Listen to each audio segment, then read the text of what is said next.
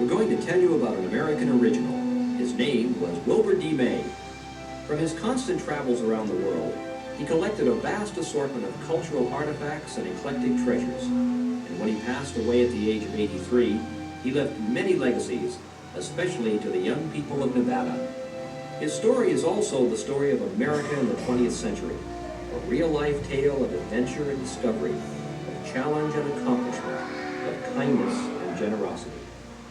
He was a very private individual, but he could be very compassionate and could worry a great deal about people, but he wouldn't show it. But he liked a person who stood up to him. He didn't like somebody who grumbled. And he had a sly little humor about him. And he would grin and look at you, and you knew something was coming, and you wondered. And a lot of times I wouldn't be able to tell whether he was really kidding me or whether he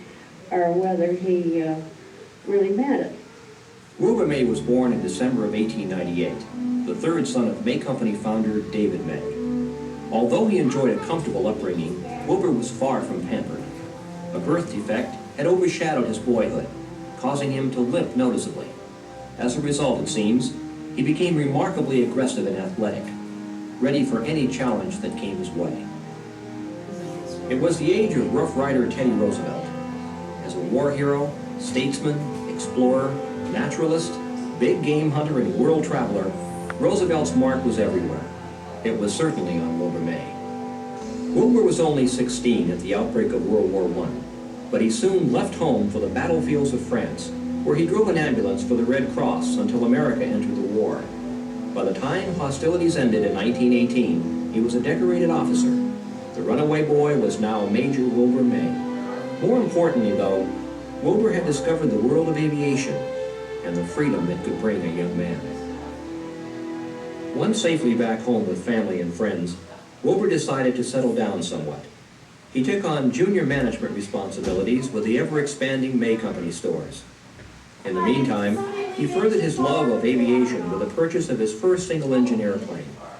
He would eventually become one of the finest pilots of his generation. But during the Roaring Twenties, Wilbur was traveling by train and by sea, to the Far East, to Russia, and of course to Europe. Never simply a young man of leisure means, Wilbur was both a knowledgeable traveler and a superbly conditioned athlete, one who thrived on fierce competition and rugged outdoor sports. So it came as no surprise when, in mid-1929, Wilbur sailed for Kenya, Africa, to begin a 7-month-long hunting safari with Dennis Finch Hatton. Sir Dennis was the famed hunter and guide portrayed by Robert Redford in the film Out of Africa. Both men were aviators and expert marksmen. In those days, big game hunting was quite universally accepted as a gentleman's sport. It was only the first of Wilbur's many trips to Africa. There was nobody in the world better to be on safari with. He knew as much as any of the hunters by the time I'd gone with him. He never took chances. He knew where the dangers lay, and he knew as much as anybody what you should look for and what you should guard against. And he was professional, is the word. Wilbur learned early in his travels how to barter with the local inhabitants. His growing collection would testify to that, and to his becoming a keen student of culture, one who ate the native cuisine and observed native customs. While still on safari in 1929, however, the stock market crashed suddenly back home. The resulting economic depression left many without jobs or income. Ironically, Wilbur had cashed in his stock holdings for safe government bonds before leaving the country. He was able to buy everything back for pennies on the dollar when he returned in 1930. From that moment on, Wilbur was financially independent, free to travel when and where he pleased. Everything was planned way in advance, and he was professional. I mean, he was a professional investor, and he was a professional traveler. He studied very intelligently and intensely everything he did. In 1936, Wilbur purchased a large ranch on the outskirts of Reno, Nevada, and turned his attention to raising cattle, thoroughbreds, and quarter horses. The Double Diamond brand soon became his Midas touch. He produced prize-winning livestock and racehorses year after year. By 1941, the nation was plunged into war once again. Since Wilbur was one of the most highly qualified pilots in the nation, he immediately volunteered for service. He was assigned to fly reconnaissance missions out of then secret Alaskan airfields. The flying conditions were extremely treacherous. In 1943, Captain May's plane crashed on an icy approach. He luckily escaped critical injury, but he had flown his last military mission. The post-war years allowed Wilbur to try his hand at something new, the arts. As a songwriter, he scored heavily with a hit novelty song, which sold over 100,000 copies. As a painter in those days, Wilbur progressed from rank amateur into a remarkable scenic impressionist. And one wonders, was there anything he couldn't have accomplished if he wanted to? But it was travel that always characterized Wilbur May's life, whether to the Amazon, the Arctic, or to Africa.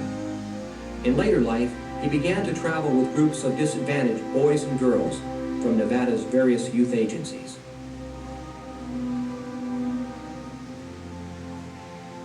That was his greatest pleasure. He thought travel helped everybody and broadened people. He thought that people learned about other people. We spent a Christmas holiday in Austria and Switzerland. We did a 5-week tour of the South Pacific, got to see all the islands down there. He was probably 74 at the time and still skiing.